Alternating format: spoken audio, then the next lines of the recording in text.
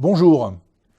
Aujourd'hui, le thème que nous allons aborder ensemble, si vous le voulez bien, la composition du CV.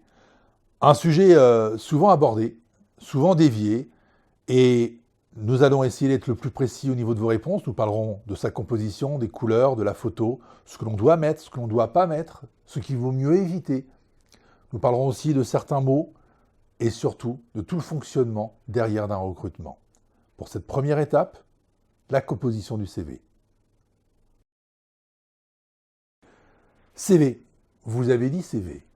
Mais qu'est-ce qu'un CV? Quel est son intérêt? Que doit-on y intégrer? Est-ce qu'un CV est-il obligatoire lorsque l'on doit postuler en entreprise? On va essayer d'y répondre. L'intérêt d'un CV est de vous y représenter. Mais un CV doit donner envie. Un CV doit porter l'intérêt. Beaucoup s'imaginent devoir mettre toute votre biographie sur un CV. Mais votre expérience il y a une trentaine d'années n'a peu d'importance aujourd'hui. En tant que recruteur, ce qui m'intéresse, c'est quels sont les atouts, qu'est-ce que vous allez pouvoir m'apporter demain. Un CV, il faut aussi le cibler sur le corps de métier pour lequel vous allez postuler. Choisir les mots, avoir une certaine cohérence. Que doit-on y intégrer? Alors, effectivement, sur un CV, il y a des éléments indispensables. Le nom, le prénom, l'adresse, oui. Mais ne soyez pas si précis votre adresse. Que vous habitiez au 52 avenue des Égalades n'a peu d'importance. Ce qui m'importe en tant que recruteur, c'est que vous habitiez effectivement dans le 18e arrondissement de Marseille. Sur un CV, ne mettez pas forcément non plus votre photo personnelle. Nous l'aborderons tout à l'heure. Une photo doit rester professionnelle. Photo, pas photo? Oui. Auparavant, nous voulions créer des CV dits anonymes, sans CV, qui devenaient fades. N'oubliez pas, et nous le travaillerons ensemble, votre CV doit donner envie. Votre CV, c'est le prétexte à une rencontre. On ne cherche pas à connaître toute votre vie. Ne cherchez pas non plus à tout justifier. On fait ce que l'on peut dans la vie. Est-ce que le recruteur, lui, se trouve dans une position forte et doit obligatoirement demander justification sur chacune de vos étapes? Il y a eu des trous dans vos CV? Nous en parlerons aussi. Donc dans un CV, nom, prénom, photo, les atouts, les intérêts, qu'est-ce qui peut m'apporter? Qu'est-ce que vous pouvez m'apporter? Quelle est votre valeur ajoutée? Vos expériences, même si elles sont courtes, peuvent être aussi très intéressantes. Et nous verrons effectivement ce que l'on appelle, les hobbies, les loisirs, peuvent effectivement décliner une certaine personnalité. Voilà. Vous verrez que peut-être à travers cette formation, nous allons chambouler un petit peu les codes. Aujourd'hui, un CV ne doit pas forcément répondre à une étude de marketing. Un CV ne doit pas forcément être dans une nomenclature fade et insipide. Un CV doit donner envie. Et nous allons parler tout à l'heure de l'émotion primaire. Lorsque le recruteur va poser son regard sur votre CV, vous verrez que le temps est très limité. Nous parlerons juste après du temps posé sur chacun des CV. Alors, la sélection en 4 étapes. Le temps passé sur votre CV. Les CV sont classés donc d'abord en 3 catégories. Il y a ceux qui ne correspondent pas du tout. Il y a ceux qui vont être à peu près ciblés. Et puis ceux que l'on va retenir. Ceux qui ne conviennent pas du tout vont être éliminés en 3 secondes. Que ce soit en format PDF, on les défile, ou que ce soit en format papier, 3 secondes suffisent pour donner envie sur un CV. Nous n'avons pas le temps, nous n'avons pas plus de temps à passer lorsqu'on reçoit 60, 80 ou 120 CV. Ensuite, il y a ceux qui sont à peu près ciblés, qui démontrent un certain intérêt. L'interlocuteur va y rester 6 secondes. Ah, celui-ci, je le présélectionne, j'y porterai plus d'attention après. Celui-ci, non. Celui-ci, non. Et puis, il y a le CV où on va rester 9 secondes. Allez, 10 secondes. On l'a en main, il nous porte de l'intérêt, on fait créer un certain désir sur le CV, on s'y intéresse et on commence à le lire. Je vais vous donner un exemple. Lorsque vous êtes locataire ou propriétaire et lorsque vous visitez un appartement ou une maison, jamais vous vous projetez à un moment donné en vous disant « Ah, attends, bouge pas. Ce serait intéressant de mettre le canapé ici, puis je mettrai peut-être la chambre du petit là et on mettra... » Vous êtes directement projeté. On le sait très bien en technique de vente que lorsque vous êtes dans cette projection, on n'est pas loin de la conclusion. Et vous allez certainement prendre la location de ce bien ou l'acheter. Le CV, c'est exactement pareil. Vous devez faire naître l'envie. Et la personne doit se projeter. C'est pour ça que sur le CV, il est intéressant aussi de s'adresser au recruteur. Directement au recruteur. Et d'ailleurs, nous verrons tout à l'heure comment. Ensuite, comment ça fonctionne ? Eh bien, votre CV, les 9 secondes sont passées, votre CV a été vraiment présélectionné, a donné de l'intérêt. Donc, la présélection va définir quoi ? Eh bien, il y a une présélection qui va être définie par mots-clés. Sur le visuel, sur la photo, sur le graphique. Ensuite, par rapport à la première présélection, on refera une deuxième sélection sur sa pertinence, sur l'adéquation par rapport au métier, encore une fois sur son visuel, sur sa personnalité, parfois sur sa sobriété. Rappelez-vous, comme je le dis souvent en coaching, nous avons toujours besoin de rajouter là où ça manque. Si vous chargez un CV de façon abusive, peut-être que vous voulez masquer autre chose ou peut-être survendre votre profil. Je vous parlais tout à l'heure qu'il y avait 4 étapes. Nous avons donc vu la présélection du CV, nous avons vu la sélection du CV. Maintenant, nous passons au premier entretien téléphonique. À ne surtout pas négliger. Lorsque vous recevez un appel, vous ne vous y attendez pas, vous êtes en train de faire vos courses dans un supermarché, vous êtes dans la rue, vous êtes avec vos enfants, Ne prenez pas cet appel rapidement. Posez les choses. Au pire, demandez à votre interlocuteur éventuellement de vous rappeler dans quelques minutes, afin que vous puissiez être dans un environnement calme, concentré sur cet appel parce qu'il est important. Je peux vous assurer que le recruteur appréciera, car on sait très bien que vous n'êtes pas non plus à la disposition de tout et à chacun. On appréciera car vous préférez mettre de l'importance sur cet échange et faire un retrait et un report de quelques minutes. Votre recruteur, l'entreprise, vous contacte. Bien. Prenez du recul sur votre entretien. Que recherche-t-il ? Quels sont ses objectifs ? Nous sommes sur la voie. Nous n'avons aucun autre moyen de communication. Donc posez votre voix. Soyez rassurant ou rassurante. Soyez succinct. Ne partez pas dans un déballage d'argumentaire. Vous n'êtes pas là pour vous vendre. Vous avez un CV qui donne envie. Il a juste besoin de voir s'il y a une cohérence entre ce que vous dégagez de votre CV et de ce que vous dégagez oralement.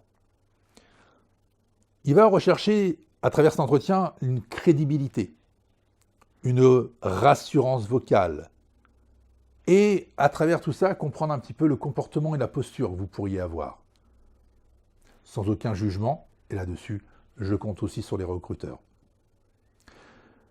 Après cet entretien téléphonique, vous allez enfin passer un entretien final.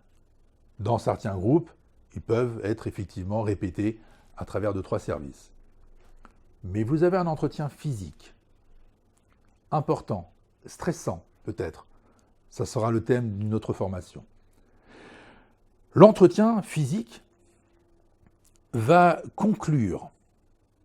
Donc, restez encore une fois cohérent avec ce que vous avez dégagé depuis le début. L'idée, c'est d'avoir la cohérence de votre projet professionnel. De comprendre que vous ne cherchez pas un job à tout prix. Que ce soit chez lui ou que ce soit chez un autre, vous voulez travailler. Ce n'est pas très personnalisé, ce n'est pas très fortement engageant. Je ne pense pas que l'entreprise, effectivement, se sente individualisée encore une fois. Je pense qu'effectivement, l'entretien sera mal parti. mais parlez de vous. Parlez de votre projet professionnel. Démontrez votre envie d'intégrer l'équipe et l'entreprise. Parlez de votre parcours, de vos envies, mais aussi de ce que vous avez vécu comme vos réussites et vos échecs. On sait tous très bien que tout n'a pas forcément bien marché. Ne démontez pas non plus votre ancien employeur. Il y aura psychologiquement un transfert et le futur ou l'ancien futur employeur que vous avez devant vous mettra un frein à votre embauche. L'entretien physique, enfin, c'est un jeu de congruence. On va essayer de voir dans cet entretien si vous êtes cohérent entre vos propos et votre posture. On va regarder si, effectivement, les mots que vous utilisez, votre sémantique correspond aussi au métier. Et encore une fois, si tout le premier parcours de ces 9 secondes sur mon CV, l'entretien téléphonique et ensuite l'entretien physique, tout est cohérent, en tant que recruteur, je suis rassuré. Il y a de fortes chances que vous rentrez dans l'entreprise. Maintenant, nous allons revenir à la première étape, si vous le voulez bien. Nous allons voir le CV. L'impact visuel. Lorsqu'on regarde un CV, lorsque vous lisez une affiche, un 4x3 dans la rue, lorsque vous avez un regard porté sur un livre, rappelez-vous, nous sommes habitués depuis de longue date, une lecture de gauche vers la droite et du haut vers le bas. Alors sur un CV, il va falloir aussi attirer l'attention correctement sur les bons endroits. Dans cet exemple, vous voyez bien que nous partons de gauche, ce sont les zones chaudes, vers la droite. Sur le deuxième exemple, vous remarquerez que les centres d'intérêt, eux, sont très peu vus. Parce qu'on a porté un intérêt sur le bandeau noir, nous avons porté un intérêt encore une partie sur la gauche, et très rapidement, ça m'a fatigué. Très rapidement, j'ai vu un blanc sur la partie droite, et je ne suis pas forcément engagé à continuer à lire ce document. Enfin, sur celui-ci, la photo est totalement inexistante, plus une photo d'identité, plus une photo d'un passeport, mais même ça peut être une belle aventure, j'en vois pas forcément l'intérêt. Et encore une fois, des couleurs qui sont relativement fades et uniquement encore un intérêt sur la partie en haut à gauche. Retenez cette information. Lorsque nous bâtirons votre CV, c'est peut-être à cet endroit-là qu'il faudra fixer les informations les plus importantes. Le temps de fixation. Le temps de fixation par section. On a vu tout à l'heure les 3, 6, 9 secondes. D'accord, mais maintenant, lorsque je regarde un CV, quelles sont les sections lesquelles je vais porter plus attention? Par exemple, vous avez 46% qui sont portés, à votre avis, par quel élément? Ensuite, 26%. À votre avis, 26% sont portés sur quel élément? Je n'ai pas entendu. Les formations, voyons. 26% sur les compétences. Expérience, compétences, l'expérience que vous avez vécue, les compétences que vous avez acquises. 26%. Ensuite, 18% sur la formation. C'est important. Presque 20% sont portés sur votre formation. Oui, mais vous n'êtes sans diplôme, effectivement. Vous avez trop de diplômes et ça fait peur les recruteurs? Ah oui. Et on parlait tout à l'heure de 46% sur les expériences, mais vous avez peu d'expérience. Ouais, donc vous perdez beaucoup de points aussi. Et les compétences, 26%. Tiens, c'est quand même étrange, vous comprenez?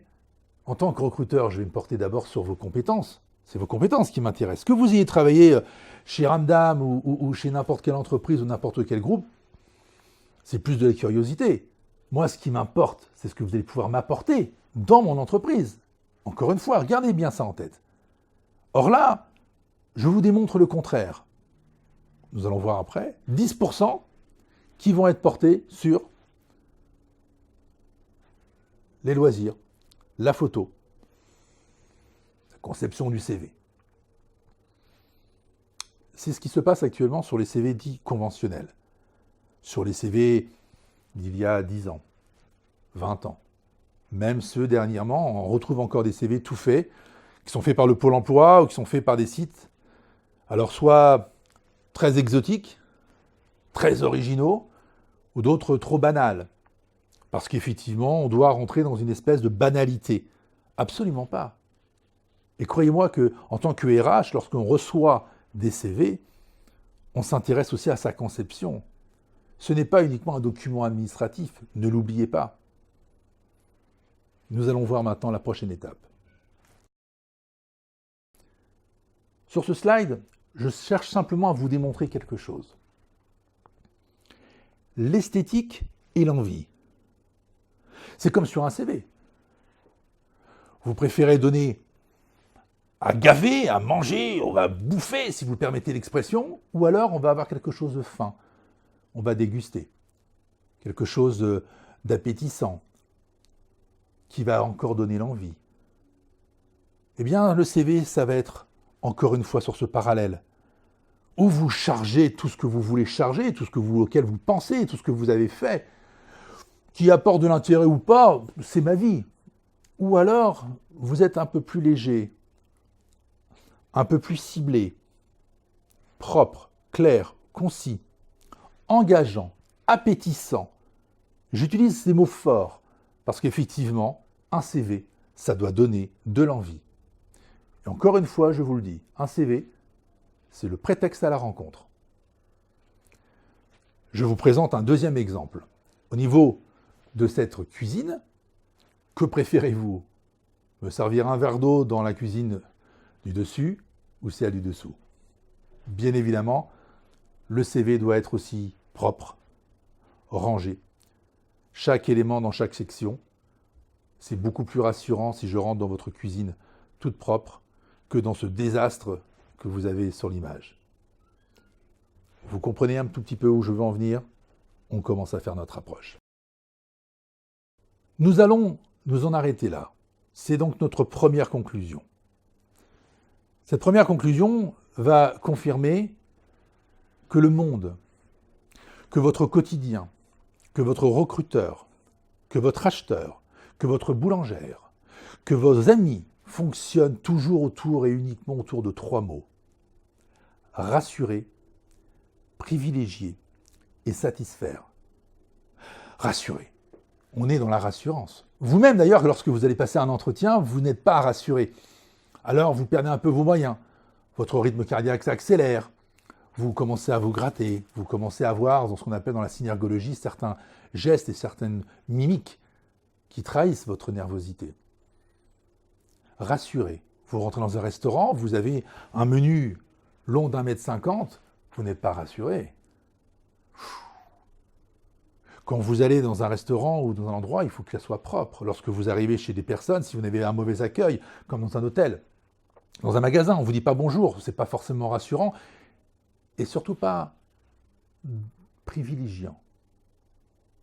L'idée, c'est de privilégier, pas de stigmatiser, de privilégier. Que l'on s'intéresse à moi. Mais le recruteur a besoin aussi que l'on s'intéresse à lui, ou en tout cas à l'entreprise qu'il représente. C'est lui qui prend les risques dans le recrutement, pas vous. Au pire, le poste ne vous convient pas, vous repartez dans vos recherches. D'ailleurs, entre nous, vous n'êtes pas demandeur d'emploi. Non. Vous êtes offreur de compétences. Nous en parlerons un peu plus tard. Mais c'est une posture aussi qui est différente. Vous ne pouvez pas être demandeur d'emploi. Lorsque vous êtes demandeur d'emploi, vous vous mettez déjà dans une position de demande. J'ai presque envie de vous dire dans une posture de soumission. Parce qu'effectivement, c'est difficile. Parce qu'on se remet en question. Parce qu'on ne sait pas trop comment avancer. Parce qu'on va être jugé. Non. Oubliez tout. Le recruteur va vous évaluer, pas vous juger. S'il vous juge trop dur, s'il devient trop dur avec vous, c'est qu'il ne vous mérite pas. Ne partez pas dans la soumission. Revenez dans la collaboration, la coopération. Vous êtes offreur de compétences. Donc je reviens sur privilégier. Ce verbe privilégier, c'est faire attention à l'autre. C'est important, comme tout à chacun. Et puis, si vous avez apporté de la satisfaction derrière, du plaisir, que la personne garde un bon souvenir de vous, eh bien l'assemblage de ces 3 verbes s'appelle la fidélisation. Rassurer, privilégier et satisfaire. Ne l'oubliez jamais, ça va être les maîtres mots des prochaines sections. Merci.